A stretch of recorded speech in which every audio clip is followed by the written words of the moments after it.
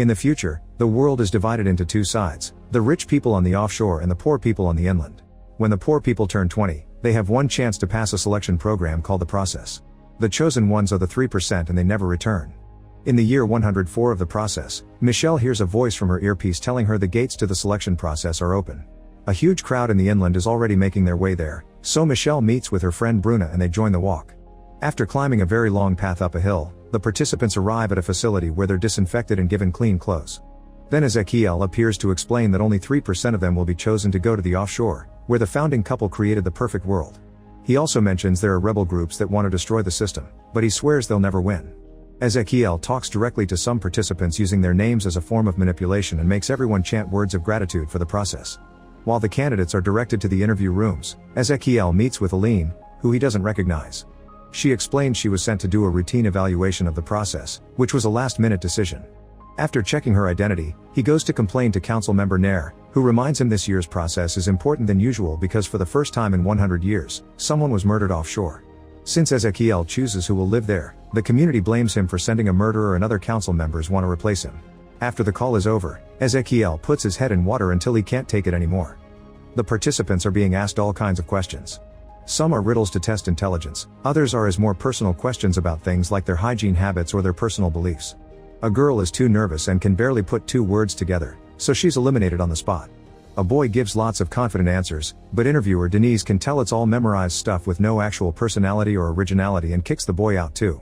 The guy protests so much that he has to be dragged out by force.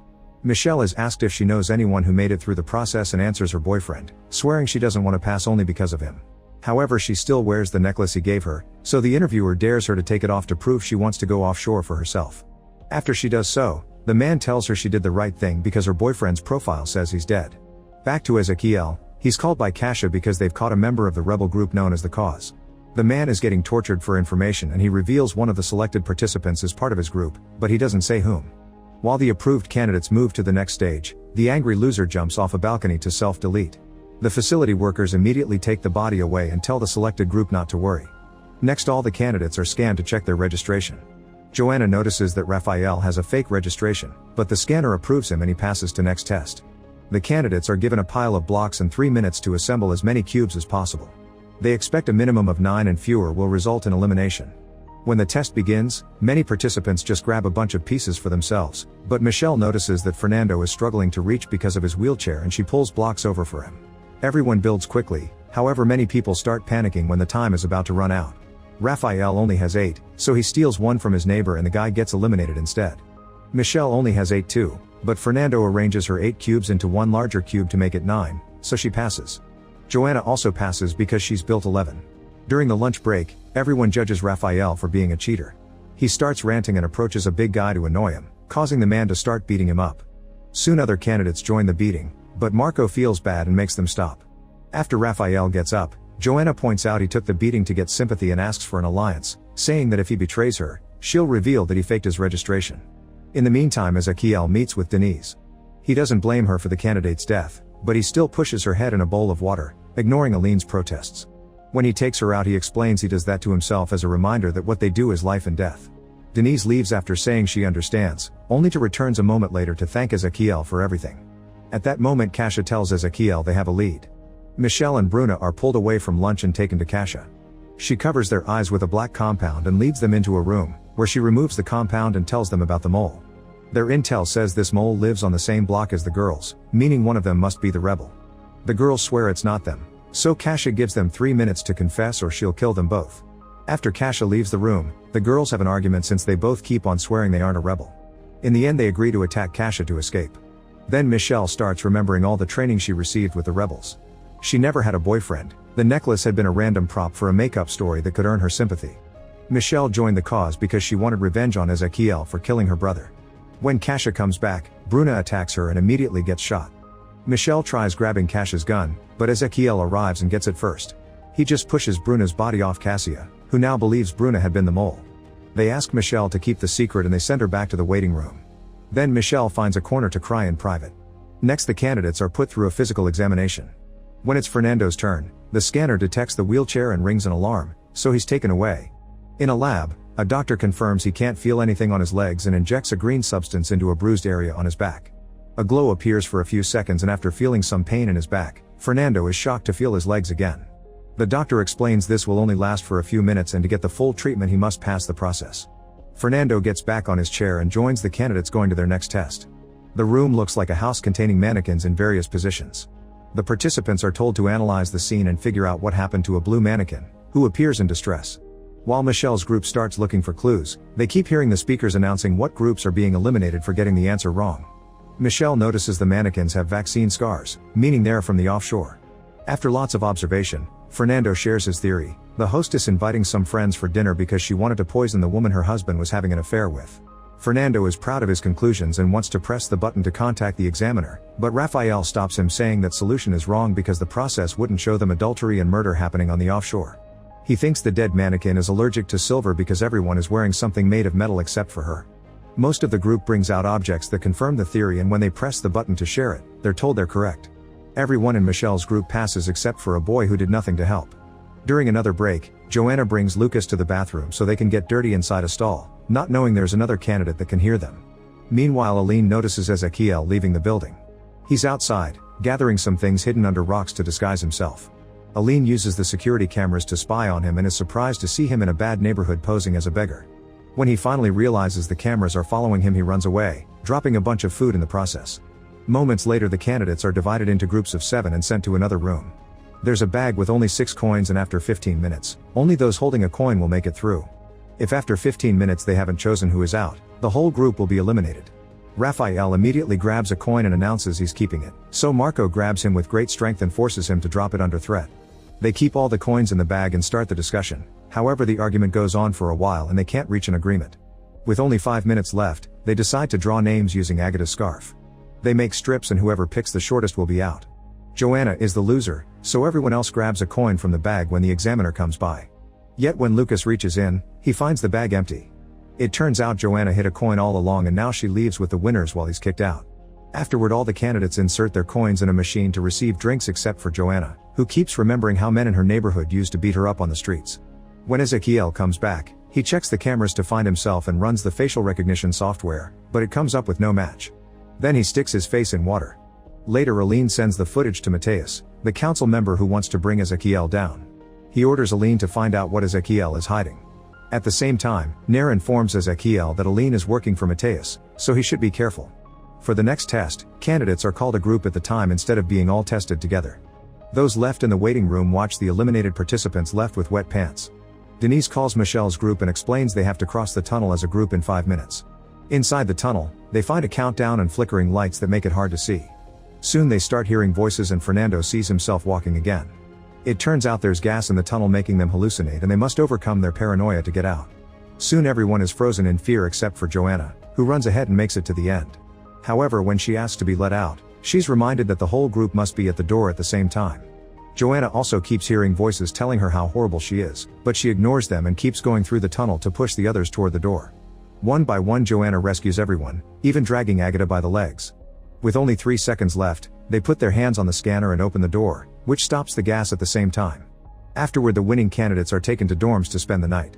Agata is still stuck in a panic attack, but the examiner promises it'll wear off soon. Fernando and Michelle chat in private and end up kissing.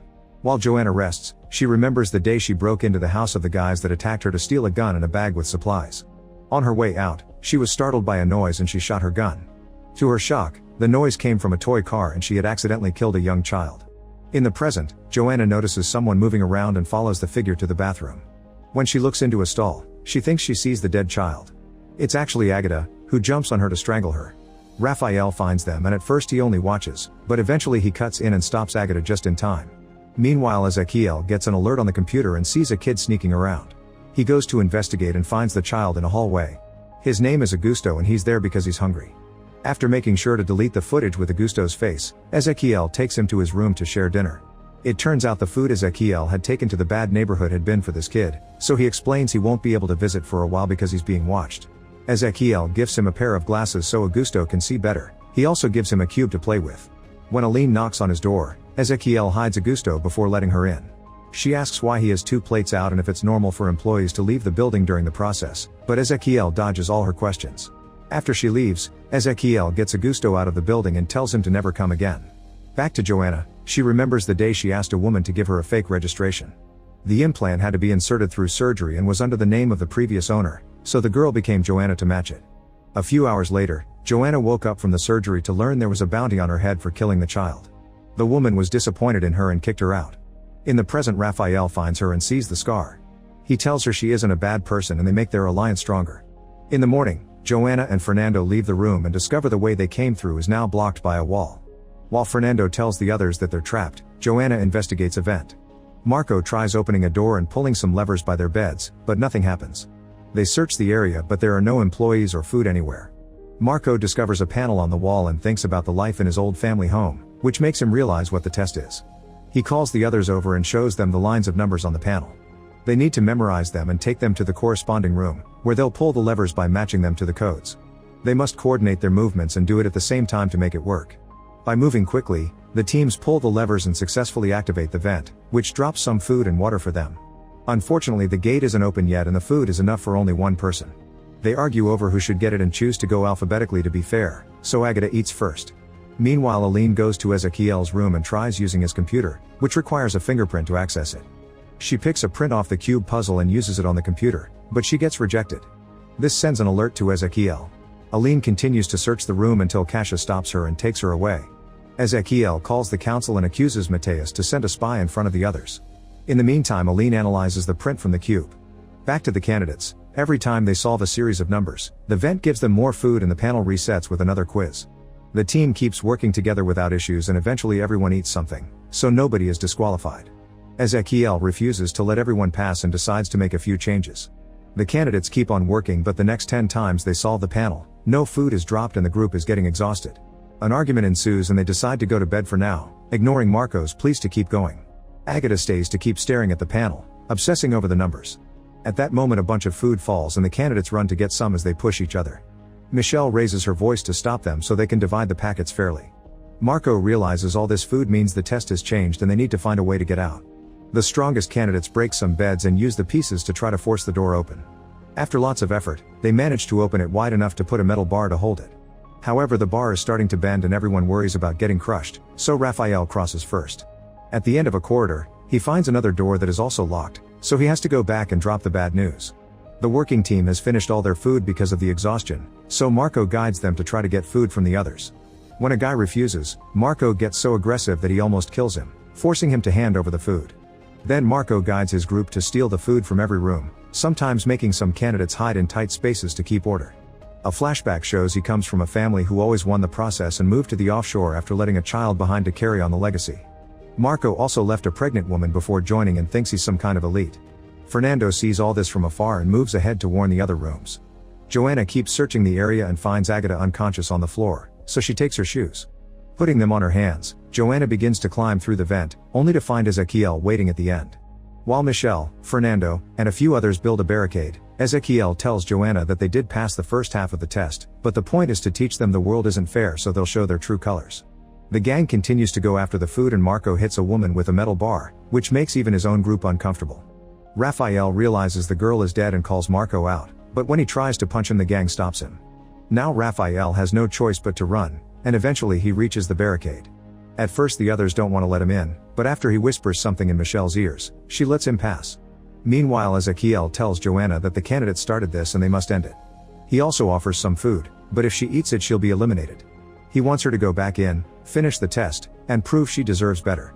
While Marco's gang breaks the first barricade, Joanna goes back and knocks out a guard with a metal bar. Then she brings out the people Marco had isolated and guides them on a counterattack. A huge fight ensues with the candidates punching and kicking each other all over the place, but Marco's gang still goes down first. Suddenly Joanna yells to make them stop and tells the people behind the other barricade to come out. An alarm starts ringing and both doors finally open, so the candidates rush to get out. An unconscious Agata, the dead girl, and Marco's gang are left behind. Marco is heavily bleeding and can barely move, but he makes an effort and crawls to the door, which is now closing. He isn't fast enough and the door crushes him. As the group makes their way out of the building, Raphael thinks about the last night with his brother. It turns out Raphael had already tried the process and failed. This year was his brother's turn, so Raphael put him to sleep with alcohol and stole his implant, taking his name as well. Then he told the rebels that he found a way to join the process again. On a garden, the participants meet Ezequiel, who says only 9% of candidates get that far. When Ezequiel goes back to the facility, he's confronted by Aline, who shows him a picture of Augusto she obtained by analyzing the fingerprint. She hasn't reported anything to the council yet and offers two options. If she talks, he would be confined to the recovery and treatment center until he dies. But she will keep the secret if he finishes the year and resigns by naming her his successor. A flashback reveals Ezequiel used to be married to an examiner named Julia. Whenever Ezequiel was too stressed, Julia would gently massage his head in the water. One day during the process, Julia eliminated a candidate because she had a kid, but she didn't tell this to the other team members when they were confused by her choice. Ezequiel and Julia lived happily for another year, and when the next process started, Ezequiel asked Julia to be assistant to the leader of the process. When the rebels started a riot in the poor neighborhood, the officers shot a man by accident. Ezequiel, Julia, and Kasia watched it all on the cameras, noticing a kid looking at the officers from afar. After Ezequiel and Kasia left, Julia took a better look at the child and had a breakdown when she noticed it was Augusto. Later, Julia was sent to deal with a candidate that kept complaining because she was unfairly eliminated, and the girl told Julia it was easy for her because she had everything. This made Julia snap and assault the candidate, kicking her until another employee stopped her. Afterward, Ezequiel told her that working in the process may not be for her, so she should return to the offshore, making her think he wanted to get rid of her. Julia insisted she wanted to stay and there was nothing wrong with her. However, when she was alone, she kept looking at Augusto's screenshot. The following year, while Ezequiel was busy with the next process, Julia kept using the computer to try to find Augusto's address. This started to affect her sleep cycle and Ezequiel became suspicious. One night, Ezequiel checked the computer and discovered Julia had watched the same video 127 times. The next morning, Ezequiel told Julia what he discovered and begged her to talk or he would have to send her to the recovery center. After he promised to keep the secret, Julia confessed that Augusto was her son and she felt guilty because she abandoned him to enter the process. She wanted to see him again, but Ezequiel said it wasn't possible and she had to wait for the kid to pass the process too. A few days later, Julia watched the video again and finally managed to find Augusto's address, so she decided to leave the facility. Ezequiel noticed and ordered the guards to close the gate, but Julia rolled under it just in time. A desperate Ezequiel went after her, quickly catching her and carrying her back. Then he sent her to the recovery center on the offshore. That night, Julia took out the printed screenshot of Augusto and finally gave up. She went to the beach and walked into the water to self-delete. The next day, Nair informed Ezequiel of Julia's death, saying it was the first self-deletion in offshore history. This caused Ezequiel to start putting his head in water. Later, while looking through Julia's stuff, Ezequiel found Augusto's picture, so he dressed as a beggar and went to find him. In an old building, he lured Augusto out with food and showed him Julia's ring, saying it had all his mother's memories. He could only have it when he got to the offshore. In the present, Ezequiel learns from Nair that Aline filed her report with only praise for him. Meanwhile, Michel talks to Raphael in private because he knows she's with the rebels. That's what he whispered to her. He explains he's with the cause too and saw a picture of her at headquarters. They agree to keep each other's secret. Then the candidates are given individual rooms, where they find images of themselves with their families. When the images on the screen disappear, the families show up to visit the participants. Fernando's father confesses that the families are brought under a bribe. They'll get paid if they convince the candidates to leave. Fernando is considering giving up after seeing so much violence and death, but his father wants him to stay.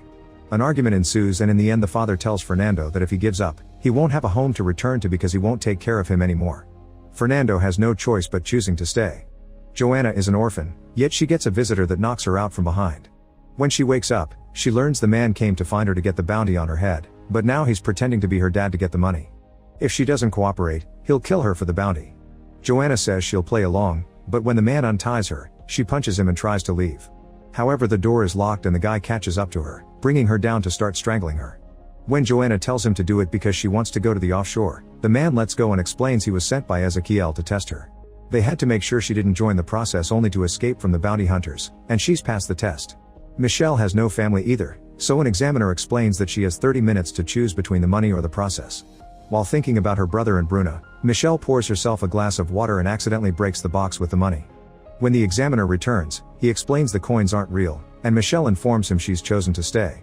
Raphael and his mother have a huge argument because she wants him to take the money to help the family, especially after what he did to his brother, but he refuses. In the end, his mother slaps him and leaves. On her way out, she yells that Raphael betrayed his own family. He watches her go and notices a few candidates did choose the money. In the meantime, Ezequiel brings the cube to Augusto and says goodbye. He won't come back ever again, so from now on Augusto has to take care of himself. When he returns to the facility, he tells Kasia that Aline is blackmailing him, but doesn't share the details. After the test is over, the remaining candidates are told they'll be summoned individually from now on. While waiting, Fernando visits Michelle and they end up getting dirty. When the interviews begin, Joanna is first on the list, however her quitting test was the replacement for her family test, so she's already passed. Michelle is next. She's given a special outfit and told she has to convince a couple to sign their child up for the process when the time comes. However, when she enters the room, Michelle finds Bruna's parents and Cassie tells her through the earpiece that she must tell them about Bruna's death. After some hesitation, Michelle tells the parents that Bruna died in an accident, causing them to cry. Then Michelle says she's there to apologize in name of the process and still tries to convince them to sign up their other daughter, which makes them very angry. When they try to leave, Michelle confesses her brother died in the process. She cries as she describes how he died in the process, and for many years, she hated the system. But when she joined the process, she realized she was doing this so his death wouldn't be in vain. She thinks Bruna's sister could do the same, and the parents agree to sign her up. Michelle passes her test, and when Kasia asks about the story, she pretends she made it up. Meanwhile, Fernando is challenged to come up with a new test for the process in 30 minutes. When the time runs out, he shares his idea. Candidates need better motivation, so they should be tested without knowing they are. An examiner would come up with a lie to make them choose between the process and something important, like a parent dying. This idea allows Fernando to pass. Raphael must project some images on opposite walls at exactly 6 p.m. Since the controllers are at opposite ends of the hall, he must convince another candidate to help him. He tries asking the first guy he sees, but he's been eliminated. Next he goes looking for Joanna, who agrees to help him if he confesses why he faked his registration. She tells him the administration already knows about her and she's been forgiven, so she'll help if his reason had been forgivable too. Raphael refuses to tell her, so he tries Fernando next. When Fernando turns him down too, Raphael tells him to do it for Michelle and shares they're both rebels. If Fernando snitches on them, they'll both be killed. Fernando has no choice but to help him, and at 6 p.m. the images successfully appear on the walls at the same time, so Raphael passes as well. When Michelle returns to her room, she retrieves a glass shard from the trash can and uses it to remove a poison capsule from her hip. While closing the wound, she remembers how a rebel had given her the capsule, explaining she had to swallow it if she got caught. Instead of taking it, Michelle brings the capsule with her as she joins the others at dinner. She approaches Ezekiel and thanks him for the process with a hug, which gives her the chance to put the poison in his drink. Before Ezekiel can take a sip, he's approached by the examiners to have a chat and the glasses mix. When they finally drink, an examiner ends up poisoned instead and he collapses on the ground. He's immediately taken to the doctors, but they can't do anything and he dies. The doctors run some tests and confirm the poison in the guy's blood, so Ezekiel begins reviewing the security footage. Meanwhile, Raphael tells Michelle he saw what she did and that Fernando knows about them. Michelle goes to talk to him, but Fernando assures her he'll keep the secret. He doesn't care about the offshore anymore, he only cares about her. At that moment an alarm rings and the candidates are told they must remain in the hall until further notice. Then Michelle asks Raphael to get rid of her empty capsule, but suddenly Ezekiel arrives with guards, so Raphael can only throw it off the balcony. One by one the candidates are interrogated in private, and Joanna starts to think this is a test. When it's Fernando's turn, he swears he knows nothing, but Ezekiel notices he's nervous and explains that if Fernando is protecting someone, he'll be considered an accomplice. Michelle is called next and Ezekiel shares a drink with her. He also notices her wound, so she pretends she was mugged before she joined the process. Ezekiel shows her a video of the body and the widow crying over him, but it doesn't break her and she keeps swearing she knows nothing, so she's freed. On her way back, Michelle starts feeling sick. Fernando finds her and helps her calm down when she considers handing herself in.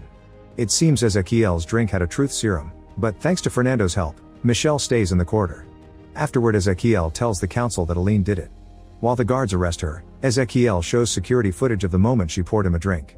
He also shows a video of the rebel they captured a few days ago, who pretends Aline has been working for the cause all along. Aline is given a chance to speak and she tries to share the dirt she has on Ezekiel, but Nair has hacked into her files and replaced them with her praising report. Meanwhile, the captured rebel asks Kasia to keep her end of the deal and end things, but instead of killing him, Kasia leaves. The candidates are sent to their rooms and Michelle finds Ezekiel waiting with the capsule. The next morning, all the participants are awakened with messages of congratulations on passing the process. Fernando goes to Michelle's room, but she's missing and her message is jumbled. At that moment, Ezekiel tells him Michelle has been eliminated, so Fernando announces he wants to quit. He immediately leaves the building and finds an examiner outside who informs him they've used his own test to check his motivation, and he failed. Fernando freaks out and asks to see Michelle, but the gate closes and locks him out. In the meantime, Michelle is being waterboarded, but she won't talk. Ezekiel tells the guards to leave and admits he and Kasia were suspicious of her from the start. He keeps demanding answers and grabs her hair until she explains she wants him dead because he killed her brother. However, Ezekiel shows her a video proving that her brother is happily living on the offshore. He explains the rebels lie to recruit people and that he knows this because he used to be one. If Michelle shares information he'll let her go, but she still refuses to talk, so he leaves her with more videos of her brother. Afterward, Ezekiel chats with Nair, who now knows about Augusto from Aline's files, and announces she won't support Ezekiel anymore. The winners are sent to the garden to go through purification. However, Kasia takes Joanna to an office. At the garden, Ezekiel announces that the candidates must get a vaccination that will sterilize them. There are no children on the offshore because heredity was the biggest injustice that sustained the old world. There's only one true path to a superior society, and that's merit, which is evaluated by the process. The winners are given a few minutes to think about it because they can still choose to leave. Raphael watches how most candidates go through purification, and after lots of hesitation, he agrees to take the vaccine as well. Ezekiel visits Michelle again after she's spent hours watching videos of her brother. He tells her she should get revenge for the actual dead people like Bruna and the poisoned examiner, who were killed by rebel plans. Michelle finally gives in and tells Ezekiel where she was supposed to meet her rebel handler if she got eliminated. Soon a bunch of guards show up at Michelle's neighborhood and arrest her handler. Pleased by these results, Ezekiel gives Michelle the vaccine and welcomes her to the offshore, explaining only a person that has been on both sides can be certain of their convictions. She'll have to spend some time in the recovery center first, but her brother can visit her there. Ezekiel asks if there are other rebel spies, but Michelle says there aren't. Afterward, Ezekiel meets with Joanna because he has a final test for her, saying she has potential to be more than an ordinary citizen. He shows her a live feed of the man that attacked her before she entered the process and gives her the chance to kill him by just pressing a button. Joanna almost does it but stops herself at the last second, saying she isn't a killer. When Ezekiel calls her a weakling, Joanna laughs and says he's the weak one because he lost all his humanity. Then Joanna leaves the building and finds Fernando. She tells him Michelle won't come, so he agrees to leave with her. They go back to their old neighborhood and Fernando sees his dad, but leaves without talking to him. At the facility, Ezekiel keeps thinking about all the deaths and throws a bottle at the water bowl before letting the wine fall on his head. Michelle joins the other winners and soon they arrive at the offshore. Make sure to subscribe and turn on notifications so you can watch more videos like this. Thanks for watching.